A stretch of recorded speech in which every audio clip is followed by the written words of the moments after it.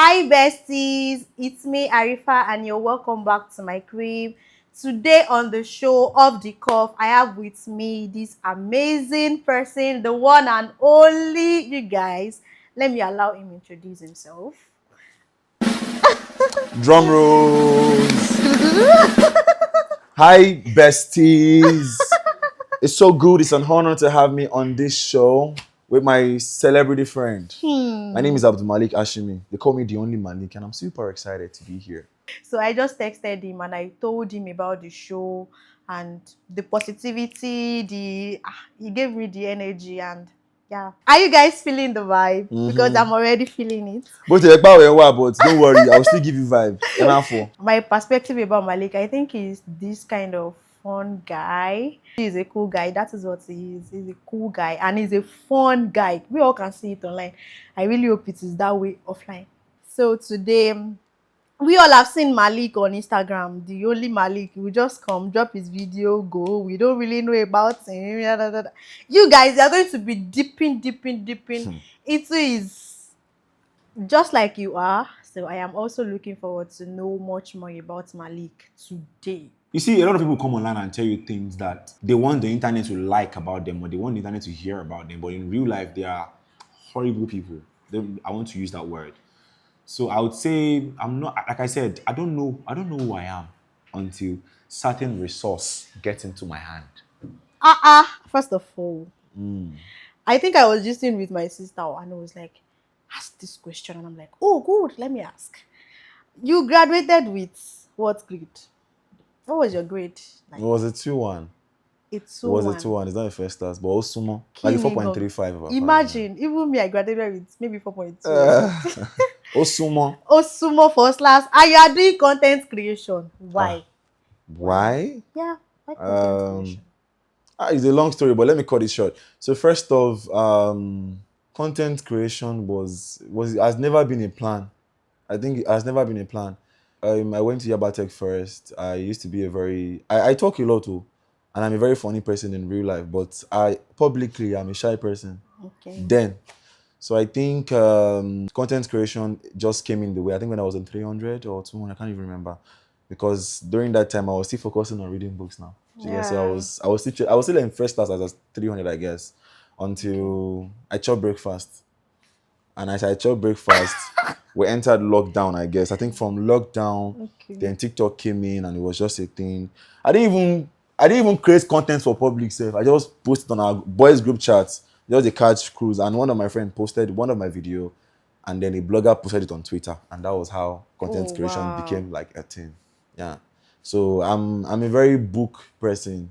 I'm still a book person though, but I just pick the one that will bring me money and leave the one that is unnecessary. That's good. You guys, once in a while, chop breakfast too. They make it straight. You'll give you motivation. Do you think the content creation you focused on kind of affected your grade? Did it? It didn't though, because I was practically still pursuing what's it called? A first class. And content creation was just by the way, it's not a distraction. I think you would say emceeing, like hosting event, because I was already making money from that space. Okay. And I knew how much money I could make from that space. And then I just lost the zeal to just pursue. Like, just give me an A, give me a B, let me just go. I know if you get it, I know if you fail. Just let me just finish. Like, I already know what I want to do after uni. So I studied real estate. So I studied estate management, and asset management, you can make money even if you don't get the degree.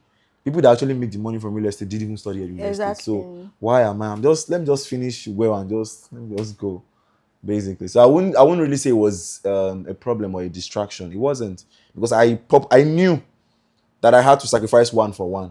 I was already making money. Money is good. Money is a motivation. Why am I reading to get a first class? Because of money now. That I can start getting offers from. But I just realized that people that I was looking up to, even though they are doing pretty well now, I just weighed that I could get my mentor's salary from one job. So why am I? No. I wasn't even getting it then. No. I was still like a baby in the industry. But I was looking at let me just pursue this one and just book will just help me. But by the way, that day that I put on a question tag that they should ask you a question, Okay. Come and see these girls. One even one categorically sent me to ask you if you are single. If I was single, Yes, if you are single if right I'm now. single, Yes. it depends on who is asking. Na fine babe. It's meant to be a public information, but it depends on who's asking. Depends on who is It asking. depends.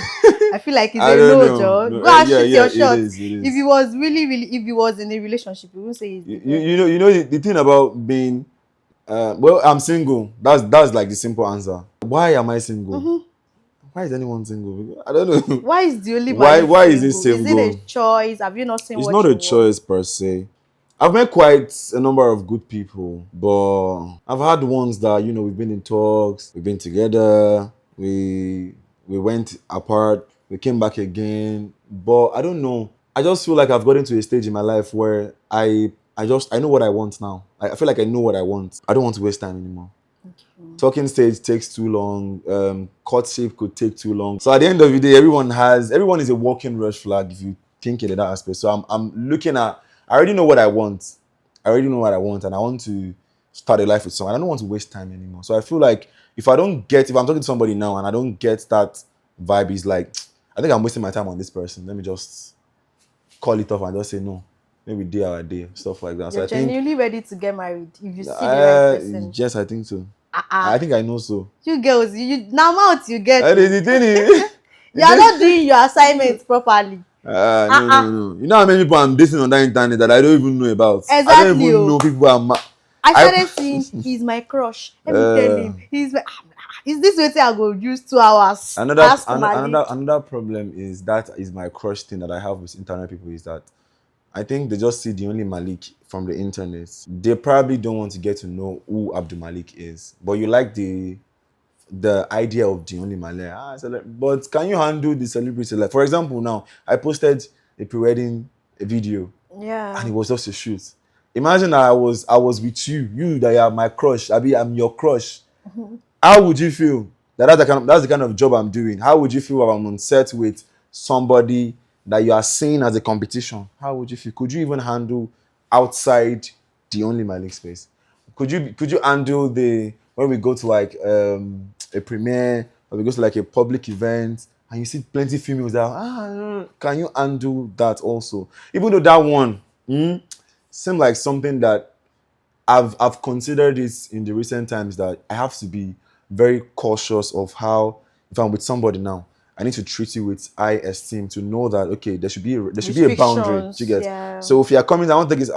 If you want to take a selfie with me and my babe, do you get what I'm trying to say? Stuff like Yeah. that. I'm trying to be cautious about it, but these are things that surrounds the brand, the Only Malik, and the Only Malik is just a brand. Abdul Malik is another human being on his own. Do you get? So, Exactly.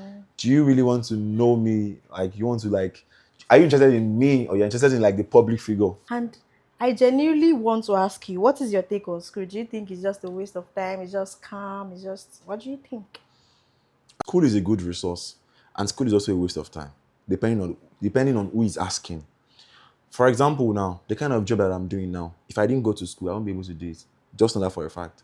There are some brand that would come to me and then send you contracts, even before I even employ a lawyer to say go to the contract. If I go to, I know what I can look for and say this thing is not for me. I know what IP is. I know what the intellectual property is because I did law in school. So I won't say school is a scam for me. School is even a prerequisite to my job because if you're an MC, you host events, you should be able to learn. You know, in school, people go to read book and pass exam. But the case was different for me. I wasn't ready to pass exam per se. I was in networking. I was meeting people. I was getting exposure. I was learning how work is in real life. I was learning how to monetize what I'm studying in real life while I was in school. So school is not a scam. So if somebody says they are going to school and you go to, I don't want to mention schools, but if you go to certain school, I will tell you that you're just wasting your time because why are you in this school?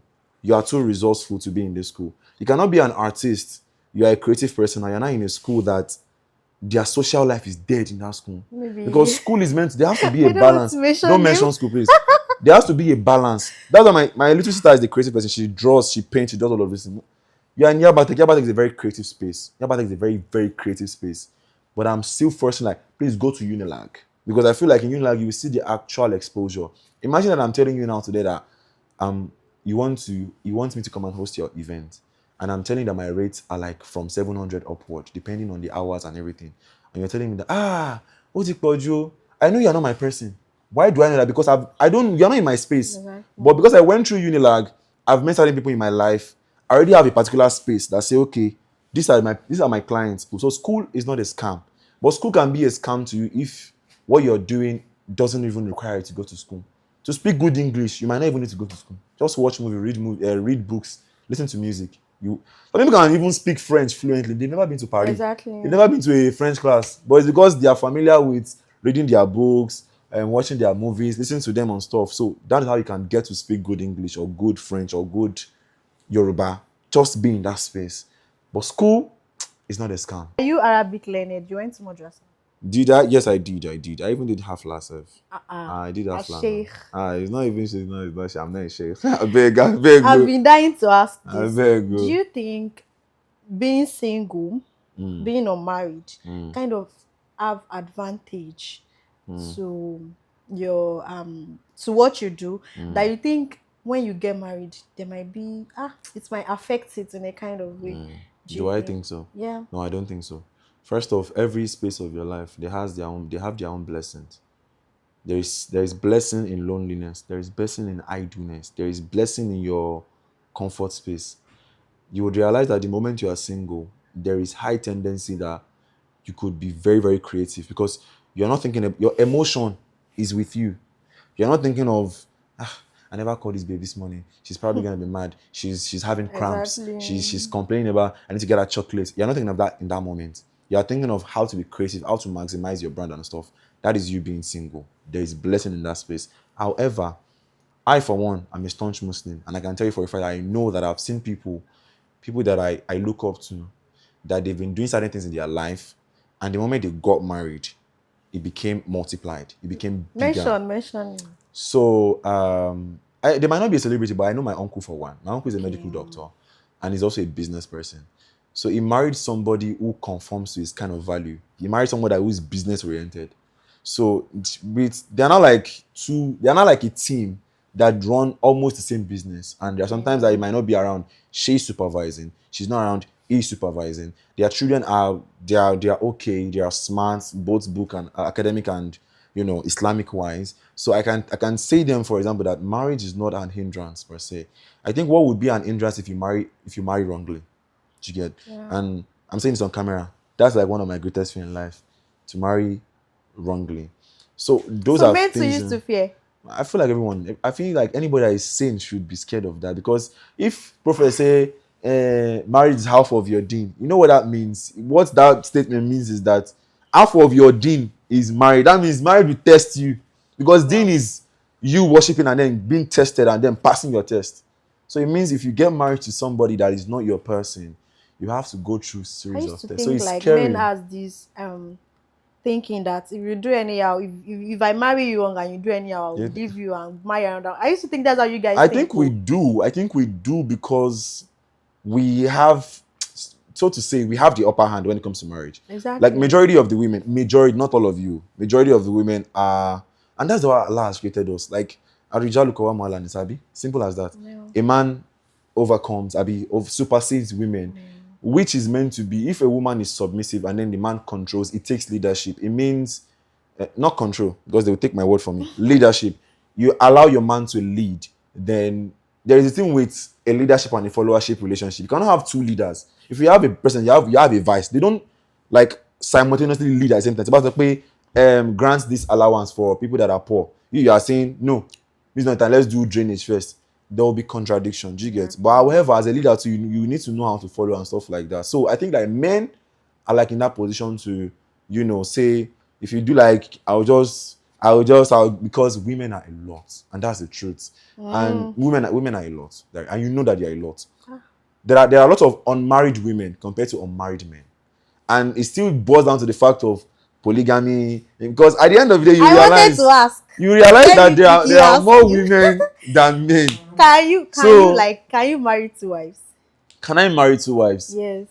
There is this guy, there's one Sunnah guy on Instagram and TikTok that said a man does not truly know who he is until he attains certain resources in his life, certain money, certain command. No. It's true. If you ask me now, that do I see myself getting married to two wives? My answer might probably be no, because I feel like if I have a friend in my wife, I have a comfort, I have a peace in my wife. I don't see a reason to have multiple wives. But there are a lot of things that could account to having a lot of wives. So I've not gotten to that stage yet. So I cannot even say, but I will never promise a woman that you are the only one I'm going to marry. No, yes, it's true. Even Islam doesn't even allow you to do that. I cannot say, for better, My for worse. sadaki, my own It's me, sadaki is for you to promise me and no. sign. That's an unrealistic sadaki. Eh? What happened to the women? See, this is why I get issues with men. Men would marry multiple wives because they want to satisfy their own greed or their own satisfaction and sort of that. They will tell you it's ibadah, but it's a lie. Most of them, they are not. They are just hiding under the shadow of ibadah. If you want to do ibadah with multiple wives, marry the ones that are not virgins. Marry the ones that are having 3 or 4 kids. Marry divorcees. Married women that are not sexually active. That's ibadah. If you say you want to do ibadah, that's ibadah. So I feel like at the end of the day, what is today's date? No. It's true. That's ibadah. So if you say you are doing ibadah, don't lie for ibadah. You are satisfying your. You see fine girl, enter your eye. You want to marry somebody, you're marrying somebody that is 19 years old, that's just fresh out of Cambridge Uni. She's still fresh. She's still, and you're saying, which kind of ibadah be that one? I beg, maybe gonna get that. People fall out of love. People fall out of love. Sure. And it's a valid reason to say we don't vibe again. Like I know that I fancy you, I like you, but that affection is probably not there again. Are you sure? Do you get? Does But it might be. It doesn't because it's not fair on the women's part because now you don't have the liberty to say I want to go and marry somebody else, but you have the liberty to leave that person, to divorce that man, and say okay, I want to go and start afresh someone else. So I feel like it might not be fair to women because men can still be equally married to you and then married to another person. Do you get? So that's why I won't say it's unfair to women.